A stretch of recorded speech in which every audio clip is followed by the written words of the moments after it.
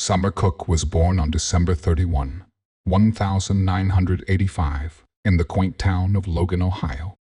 She was raised in a large family with devoutly religious parents, and from an early age, Summer and her siblings frequently attended the local church, where their family was well regarded within the community. Known for her outgoing and honest demeanor, Summer easily made friends and was recognized for her amiable personality. During her school years, she remained actively involved in ballet, participated in the jazz band, and took part in theatrical productions. It was during high school that Summer met a boy named William through their church. Although they lived on the same street, they had not previously known each other well. Their relationship blossomed, leading to their marriage. Over the following years, Summer and William welcomed 3 children, 2 daughters and a son. The family chose to reside near William's parents, who provided regular assistance with childcare. William's father, a pastor, also operated a small construction business. At one point, the entire family relocated to Florida after William secured a construction contract there. However, circumstances did not unfold as anticipated, and a few years later, they returned to Logan. In 2010, Summer made the decision to divorce William, gaining custody of their children. Summer had relocated back to her parents' home, allowing William and his family to maintain regular visits with the children, as they resided on the same street. By the spring of 2011, Summer, a 20-year-old mother, was fully devoted to caring for her 3 young children, aged 5, 3, and 2. This commitment prevented her from pursuing a full-time job. Instead, she worked part-time as a cleaner at a nearby bank, just a short drive from her residence. Despite her hectic routine, Summer harbored aspirations for the future, aiming to enroll in college to further her education and ultimately secure a higher-paying position. During this period, she began a relationship with a man named Adam, who was employed as a handyman. On the evening of March 22, Summer reported for her regular night shift at the bank, which was set to conclude around 11:20 p.m. Before leaving for home, she exchanged several messages with Adam, but abruptly ceased responding during their conversation. Initially, Adam assumed she might be preoccupied or delayed at work. However, as time passed without a response, he attempted to call her, but his efforts went unanswered. Growing increasingly worried, Adam decided to walk to the bank to ensure everything was all right. Upon his arrival, he immediately noticed that his car, which Summer had been using for her commute, remained parked outside, despite her shift having ended nearly half an hour earlier. This unusual circumstance heightened his concern, as Summer had consistently left work on time. He proceeded to the back entrance of the bank, which she typically used during her shifts, and discovered her iPod and car keys lying on the ground behind the dumpster. The absence of her phone's battery raised significant concerns. Consequently, Adam promptly contacted her parents, who confirmed that Summer had not yet returned home. After verifying that the belongings found on the ground were indeed hers, they swiftly alerted the police. To their astonishment, her parents discovered that they were not the first to notify the authorities. Just 30 minutes prior, another incident had been reported. 2 women, out for an evening jog, had passed by the bank and witnessed a distressing scene. They observed 2 individuals wearing black ski masks, forcibly abducting a woman and compelling her into a vehicle. Despite her attempts to resist, she was unable to break free. Nearby, another bystander attempted to intervene, but was met with aggression. A woman emerged from the car and pepper-sprayed him before returning to the driver's seat and fleeing with the kidnappers and their victim. The joggers hurried to the police station, located only a few blocks away, to relay their account. However, instead of taking immediate action, the officers exhibited a surprising level of skepticism, doubting the veracity of the women's claims. Even when pressed to investigate the situation at the bank, the officers dismissed their concerns, citing that most of their personnel were occupied with traffic stops. Eventually, the joggers decided to walk to one of their homes, retrieve a car, and return to the bank approximately 20 minutes later, only to find that no police presence had yet arrived. The individuals present opted to remain at the location while awaiting the arrival of the officers, who did not appear until nearly an hour had passed. Even upon their arrival, the police exhibited minimal urgency, as if the situation were not serious. When the husband of one of the women began to express his frustration and insisted that the officers fulfill their duties, the police reacted with hostility and displayed aggressive behavior. Eventually, the officers took action and identified the woman who was likely abducted as Summer. Witnesses provided a description of the vehicle used by the kidnappers, which was a white sedan. The police subsequently issued an alert for the vehicle and proceeded to interview Summer's relatives to ascertain if they had any insights regarding potential threats to their daughter. Summer's parents informed the investigators that her relationship with her ex-husband, William, had been tumultuous for several years, even following their divorce. They recounted that William's behavior had significantly deteriorated shortly after their marriage. He considered himself deeply religious and demanded total obedience from Summer, controlling her social interactions and expecting dinner to be prepared upon his return home. He insisted that the household be impeccably maintained and would not permit her to retire for the night without his consent. Furthermore, William expressed a desire to take a second wife, believing that polygamy was acceptable from a religious perspective, despite its illegality. He openly discussed his intentions with Summer and actively sought out women interested in such arrangements, while simultaneously pressuring her to bear him 9 additional children. William's behavior escalated as he became increasingly aggressive, restricting Summer's freedom by preventing her from leaving the house without him. He confiscated her keys and phone, attempting to control her every action. Eventually, Summer reached her breaking point and decided to file for divorce. This decision infuriated both William and his parents. In retaliation, William sought full custody of their children and issued threats to Summer, warning her of harm if she attempted to take them away from him. Matters deteriorated further when William discovered that Summer was in a new relationship with Adam, whom he already knew. One day, he stumbled upon a photo on Adam's social media featuring Summer and the children, which triggered his rage. William resumed his threats and continued to fight for custody in court. However, his intimidation tactics ultimately backfired. The judge ruled in favor of Summer, granting her full custody of the children. William's parents, unwilling to accept this outcome, attempted to undermine Adam's credibility by inundating the police with false allegations of child mistreatment. Investigators found no evidence to substantiate these claims, yet William's parents persisted in their efforts to reclaim custody of their grandchildren. In their pursuit, the police uncovered a troubling revelation. About a year prior, William's father had established a church and a non-profit organization aimed at assisting the homeless and those facing housing insecurity. While his intentions appeared commendable, as he sought to create affordable housing, he raised several $100,000 through lottery ticket sales without ever constructing a single home. A portion of the individuals who purchased tickets received refunds, exacerbating the situation. William's father failed to provide any clarification regarding the whereabouts of the funds he had collected, coinciding with the time he lost his priestly license. Although the specific reasons for this loss were not disclosed, it only intensified the inquiries surrounding him.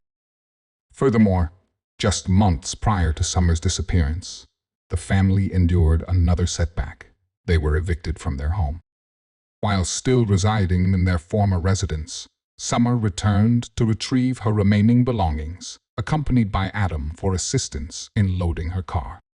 She also requested the presence of a police officer due to concerns about her ex-husband's family's potential reaction, a precaution that proved to be warranted. William's father reacted with hostility, insisting that Adam remain off his property and even threatened violence against him, despite the officer's presence. When the officer intervened to de-escalate the situation, William's father became unruly and attempted to assault the officer, resulting in his arrest and a subsequent suspended sentence. Investigators later revealed troubling information about William's parents. After William's birth, his mother was unable to have more children, which was a significant emotional blow for her. She became deeply attached to her grandchildren, treating them as if they were her own children, and even expressed to others that she would seek full custody of them if anything were to happen to William and Summer. Summer's parents provided investigators with her personal journal, which contained profoundly distressing entries. William's control over every aspect of her life was evident, as his increasingly aggressive behavior made her feel like a prisoner within her own home. She found herself unable to act without his consent, and the relentless pressure she experienced often led her to perceive her existence as a nightmare rather than reality. After compiling this information, the police opted to visit William and his parents, who resided together in the same household. They also uncovered that the family possessed a vehicle that matched the model and color described by witnesses of Summer's abduction. Investigators arrived at their residence the day following Summer's disappearance. William asserted that he and his parents had been out of town that evening, claiming they had traveled to Cleveland, approximately 3 hours away, to view some properties. He further stated that their car had broken down during the journey, necessitating an overnight stay. His parents corroborated his account. William maintained that he had not seen his ex-wife for several days, not since he had dropped off the children. However, the police were not inclined to accept his statement at face value. They obtained a search warrant for his residence and vehicle, aiming to uncover evidence that could challenge his alibi. During the search, investigators discovered a GPS navigator within the family home. Upon analyzing the data, they found something peculiar. The device had been deactivated at 5:30 p.m. On the day of Summer's abduction, the GPS device was deactivated and not turned back on until 7:30 a.m. the following morning. Notably, the last recorded location before the device was switched off was not Cleveland, where the family claimed to have been searching for houses, but rather Logan. The next morning, the GPS indicated that the family arrived at a car wash at 7:30 a.m. Law enforcement obtained CCTV footage that depicted all 3 family members meticulously cleaning the car, both inside and out, as well as changing the tires. By the time investigators had assembled all the information, 8 days had elapsed. They continued to search for Summer throughout the city and surrounding areas, conducting interviews and pursuing leads. Yet none seemed to bring them closer to her whereabouts. Once investigators established that William and his parents had fabricated their alibi, they summoned all 3 for questioning. William and his father denied any involvement in Summer's disappearance, prompting detectives to concentrate their attention on his mother. To their astonishment, she confessed almost immediately, asserting that Summer was already deceased and began to recount the events that transpired. According to her, the family was enraged by the court's decision to grant Summer full custody of the children. They had attempted to persuade her to allow them more time with the kids, but following William's threats and his increasingly aggressive demeanor, Summer felt too frightened to leave. The family had not seen her children for an extended period, prompting them to devise a plan aimed at coercing Summer to reconsider the custody arrangement. Their strategy involved abducting and intimidating her, intending to compel her to accept their terms before releasing her. However, the situation escalated tragically when William and his father forcibly placed her in a vehicle using a stun gun. William restrained her hands with plastic zip ties and subsequently placed another zip tie around her neck. When they noticed she was struggling to breathe, they attempted to remove it, but none of them possessed a knife to cut it off. Consequently, Summer suffocated and the family realized they needed to dispose of her body. They traveled to a nearby town where William's parents frequently attended church, locating a large underground septic tank nearby, which they deemed an ideal concealment site. They discarded her body within it and departed. Although the family claimed they never intended to kill Summer, their narrative appeared highly dubious, especially in light of William's prior death threats and his father's aggressive demeanor towards anyone who impeded his access to the grandchildren. Investigators suspected that murder may have been their initial objective. Police subsequently discovered Summer's body in the septic tank, and medical examiners confirmed that the cause of death was consistent with the mother's account.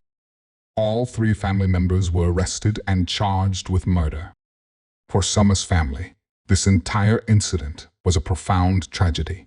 Not only had her 3 children lost their mother, but the police's actions, or lack thereof, also sparked significant questions and outrage. The police were notified of the abduction mere minutes after it occurred. However, they did not take action for over an hour. Medical experts later determined that Summer had died approximately 45 minutes after her kidnapping, indicating that there may have been sufficient time to rescue her. The police could have promptly initiated a search for the vehicle based on detailed descriptions provided by witnesses, especially considering the incident took place in the evening in a small town with minimal traffic. Investigators might have had an opportunity to intercept William and his parents. Instead, they justified their inaction by stating that most officers were occupied with other matters. This explanation further incensed the public, particularly since the police station was located just a few hundred yards from the bank where the abduction occurred. It would have taken only a few minutes to reach the scene on foot. Yet no one responded to assist Summer despite the witness accounts. Another concerning aspect of the case was the plea deal offered to William's mother, which allowed her to receive a significantly reduced sentence in exchange for confessing and disclosing the location of Summer's body.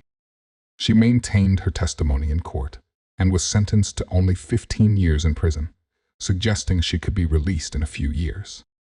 In contrast, both William and his father received life sentences.